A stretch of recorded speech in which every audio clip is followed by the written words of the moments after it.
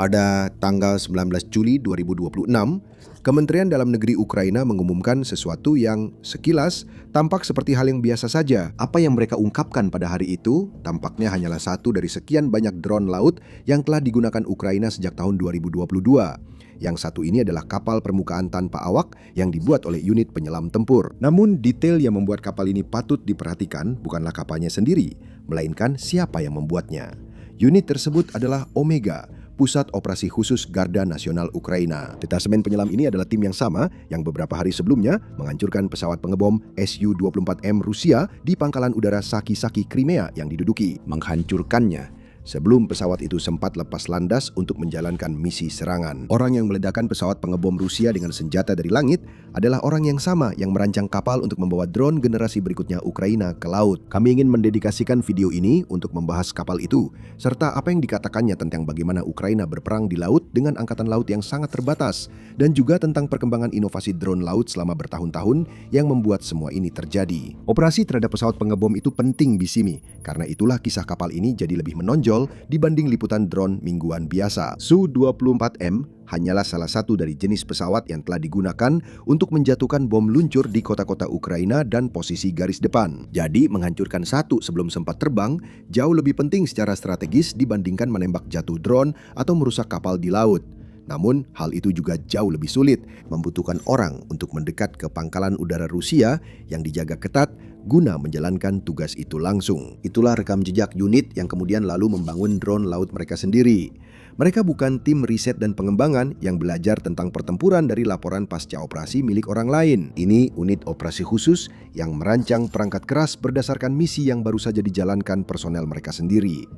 Mari mulai dengan apa yang dibangun tim Omega, karena detailnya penting. Menurut Kementerian Dalam Negeri Ukraina, kapal tersebut dikembangkan oleh para insinyur dari detasmen penyelam sendiri yang bekerja sama dengan perusahaan IT sipil Ukraina, bukan melalui sistem pengadaan pertahanan terpusat negara itu. Foto-foto dari kementerian menunjukkan kapal memakai mesin tempel Suzuki buatan Jepang dan terminal komunikasi satelit, menandakan bahwa platform ini dirancang untuk beroperasi dan tetap terhubung dengan pengendalinya di luar jangkauan visual. Kapal itu digambarkan jelas sebagai kapal induk pembawa drone FPV yang terbang menghancurkan musuh. Itulah konsep utamanya.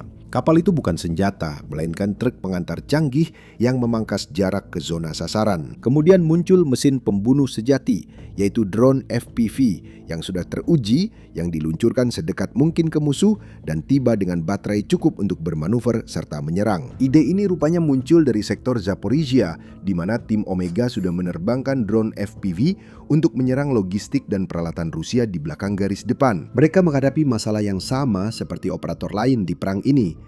Baterai drone hanya mampu menempuh jarak tertentu sebelum kehabisan daya untuk serangan. Dengan sistem pengiriman, Anda bisa memperluas jangkauan lebih jauh. Platform laut mengatasi masalah jangkauan, sama seperti pangkalan operasi maju mengatasi masalah itu bagi infanteri. Mendekatlah sebelum mengerahkan bagian sistem yang mahal dan rapuh. Garda Nasional menyatakan mereka sudah mengoperasikan tim tak berawak di Ukraina Selatan dengan pendekatan lebih luas ini. Perahu kecil ditambah drone FPV ditambah pengalaman taktis dari detasmen penyelam sendiri untuk menghancurkan kendaraan Rusia, perlengkapan lapis baja, truk tangki bahan bakar, dan infrastruktur listrik. Tujuannya agar teknologi seperti drone dan sistem yang dioperasikan dari jarak jauh bisa menyelamatkan nyawa pejuang Ukraina serta mempercepat eliminasi pasukan Rusia. Unit ini tak hanya fokus pada misi serangan. Satu laporan menyebut versi perahu selanjutnya mungkin dirancang untuk membawa drone interceptor FPV, sehingga lambung yang sama bisa digunakan sebagai pertahanan udara pantai bergerak. Kementerian Dalam Negeri belum merilis nama resmi kapal tersebut atau spesifikasi teknisnya. Jadi, anggap saja detail mesin dan komunikasinya hanya berdasarkan apa yang terlihat di foto, bukan dari lembar spesifikasi lengkap. Namun, tujuan di balik perahu ini tidak ambigu. Namun, konsep kapal induk laut sebenarnya bukan hal baru. Ukraina telah menggunakan drone laut pembawa drone FPV selama beberapa tahun hingga saat ini, mulai dari Barakuda Angkatan Laut hingga Katran Intelijen Pertahanan. Yang baru adalah siapa yang membangunnya. Sebuah unit operasi khusus garis depan, para penyelam yang sama yang merencanakan dan melaksanakan misi sabotase bawah air terhadap pesawat Rusia, merancang dan membangun drone laut dengan mitra teknologi swasta, bukan menunggu jalur industri pertahanan tradisional. Ini mencerminkan pola baru yang kini mendefinisikan cara Ukraina berperang. Para operator yang menggunakan senjata kini menjadi orang-orang yang membuatnya, memangkas lapisan pengadaan, dan beriterasi mengikuti tempo garis depan, bukan tempo kementerian. Untuk memahami mengapa pola itu sangat penting, khususnya untuk perang laut, kita perlu mundur ke awal mula program drone laut Ukraina. Ini adalah kisah tentang negara yang memasuki invasi skala penuh tanpa angkatan laut, dan 4 tahun kemudian menjalankan salah satu eksperimen peperangan laut tanpa awak paling disorot di dunia. Ketika Rusia menginvasi pada Februari 2022, Angkatan Laut konvensional Ukraina bukanlah faktor yang serius di Laut Hitam. Kapal tempur permukaan terbaik Ukraina telah hilang atau ditenggelamkan di awal perang agar tidak jatuh ke Rusia.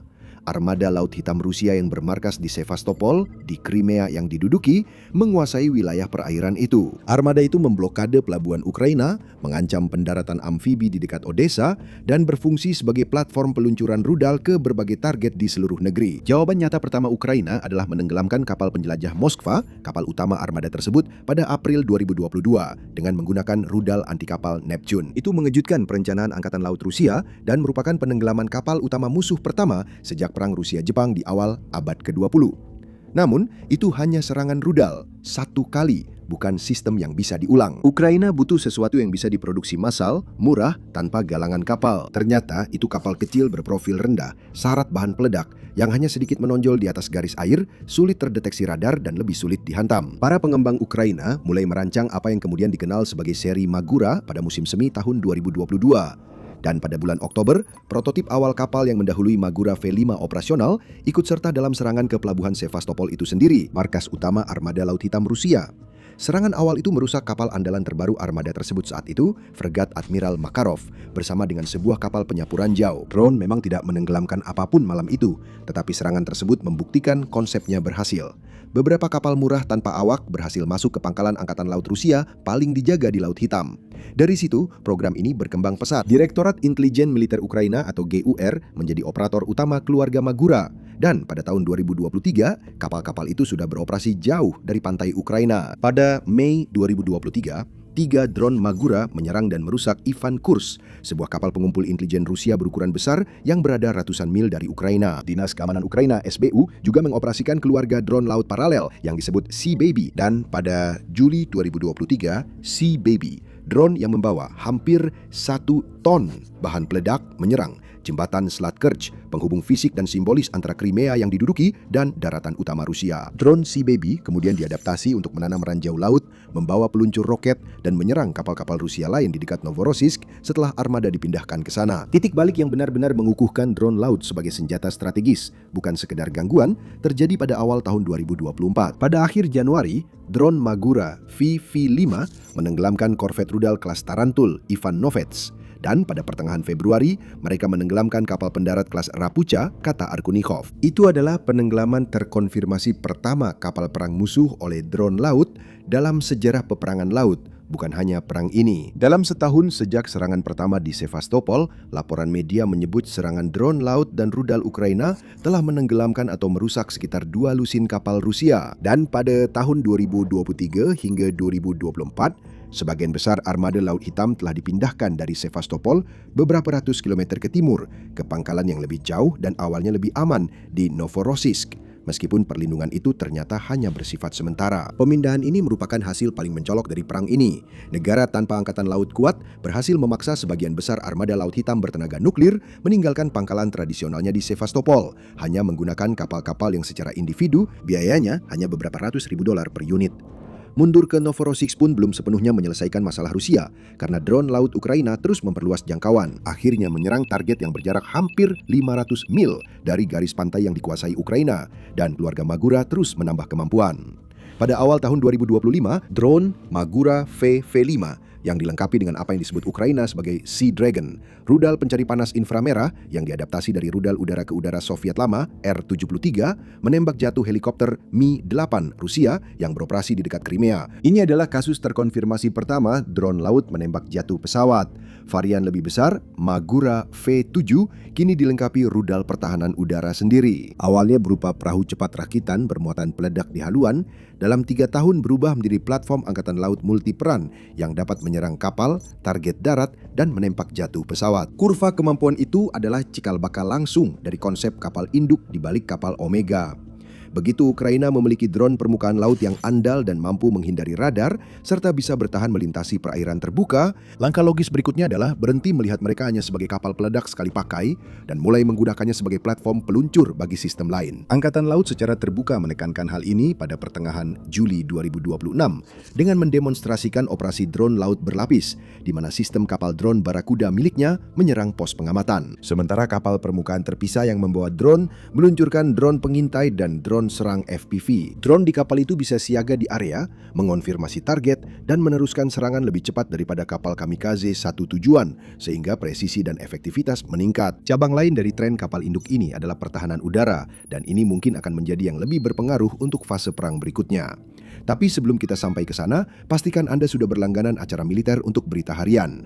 Pada bulan Patila April 2026, drone laut Ukraina menembak jatuh drone Shahid Rusia dengan interseptor dari dek sendiri. Peristiwa yang disebut Ukraina sebagai yang pertama di dunia untuk platform angkatan laut. Drone laut adalah platform peluncuran praktis untuk sistem interseptor seperti Sting, karena mereka dapat berada di lepas pantai sepanjang garis pantai Laut Hitam dan melindungi kota dari arah serta jarak yang sulit dijangkau pertahanan udara darat. Direktorat Intelijen Militer Ukraina melaporkan insiden saat personel penjaga pantai Rusia berusaha menghentikan drone laut Ukraina dengan senjata ringan. Namun, platform itu justru meluncurkan drone FPV yang mengepung dan menewaskan sejumlah personel Rusia. Dampaknya juga tidak hanya pada pertempuran laut. Logika kapal induk Ukraina telah muncul di setiap domain di mana mereka mengoperasikan sistem tanpa awak. Jadi ini hanyalah salah satu cabang dari perubahan struktural yang jauh lebih luas.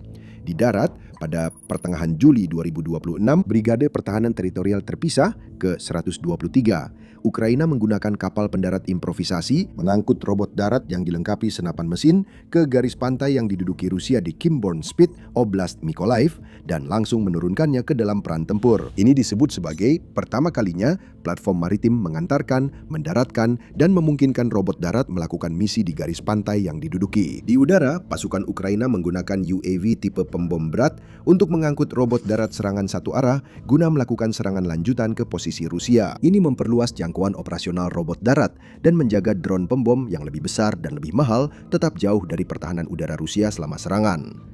Jika semua digabungkan, kapal meluncurkan drone FPV dan interseptor, kapal mengantarkan robot darat ke pantai, pembom mengantarkan robot darat ke pedalaman, dan sebuah doktrin yang jelas pun muncul. Ukraina membangun sistem logistik berbasis platform tanpa awak untuk membawa senjata kecil, murah, dan mudah dikorbankan mendekati target tanpa mempertaruhkan nyawa atau aset mahal. Disinilah detail siapa yang membangunnya menjadi penting.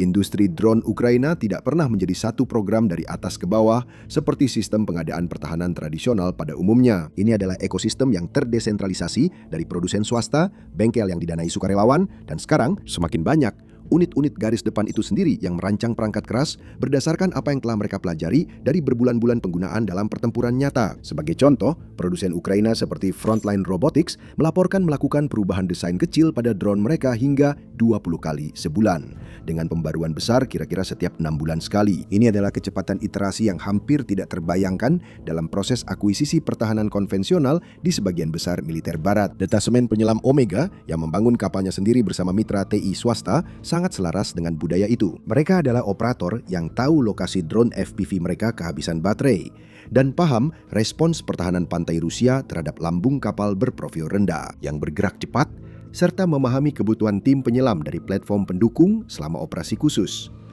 Alih-alih menulis persyaratan dan menunggu orang lain membangun, mereka membangunnya sendiri. Program drone laut Ukraina juga mulai membentuk cara militer lain memandang jenis peperangan ini, yang menjadi sinyal tersendiri seberapa jauh teknologi ini berkembang dari uji coba prototipe pertama yang masih goyah ke pelabuhan Sevastopol. Militer Amerika Serikat menggunakan kapal permukaan tak berawak bersenjata dalam pertempuran untuk pertama kalinya selama operasi di Iran. Dan sebelum itu, pasukan operasi khusus Aerex telah menguji drone laut Magura buatan Ukraina selama latihan di Filipina, sebuah wilayah yang memang memiliki ketertarikan tersendiri terhadap kapal serang laut yang murah, cepat, dan sulit dideteksi, mengingat ketegangan di Laut Cina Selatan. Semua itu tidak berarti keluarga Magura atau turunannya akan segera menjadi perlengkapan standar bagi Angkatan Laut Amerika Serikat. Pelajaran operasional Ukraina dalam melawan Angkatan Laut yang jauh lebih besar tanpa armada sendiri kini dipelajari, bahkan dalam satu kasus diadopsi langsung oleh pendukung militer terbesarnya. Itu adalah posisi yang cukup tidak biasa bagi Ukraina. Dalam banyak aspek perang ini, Ukraina biasanya menerima teknologi dan doktrin Barat, namun dalam urusan drone laut, arusnya justru sebagian berbalik. Penting juga untuk lebih jelas tentang apa itu Katran dan Barakuda. Kedua nama ini sering dipakai secara longgar dalam pemberitaan soal ini, padahal keduanya berbeda. Katran dioperasikan oleh Direktorat Intelijen Pertahanan Ukraina dan, seperti keluarga Magura, berfungsi sebagai platform serangan dan pengintaian mandiri. Barakuda milik Angkatan Laut. Dan menurut demonstrasi Angkatan Laut sendiri pada 14 Juli, drone ini dibuat khusus sebagai kapal induk, menyerang target langsung dengan sistem bawaannya, serta meluncurkan drone FPV pendukung untuk memperpanjang serangan. Kapal Omega lebih mendekati konsep Barakuda daripada drone serang yang hanya punya satu fungsi seperti varian awal Magura, sebagai kapal induk terlebih dahulu, senjata kemudian. Perbedaannya dengan kedua program pemerintah itu hanya pada asal-usulnya, yakni para insinyur unit tempur yang bekerja sama dengan mitra swasta di luar jalur pengadaan formal. Perlu juga dicatat seberapa cepat ekosistem ini berkembang secara lebih luas. Ukraina memproduksi sekitar 10.000 sistem robotik darat pada tahun 2025 dan menargetkan sekitar 50.000 pada tahun 2026, sebuah lonjakan 5 kali lipat hanya dalam 1 tahun. Uni Eropa, di pihaknya, telah bergerak untuk meresmikan dukungannya terhadap basis produksi seperti ini.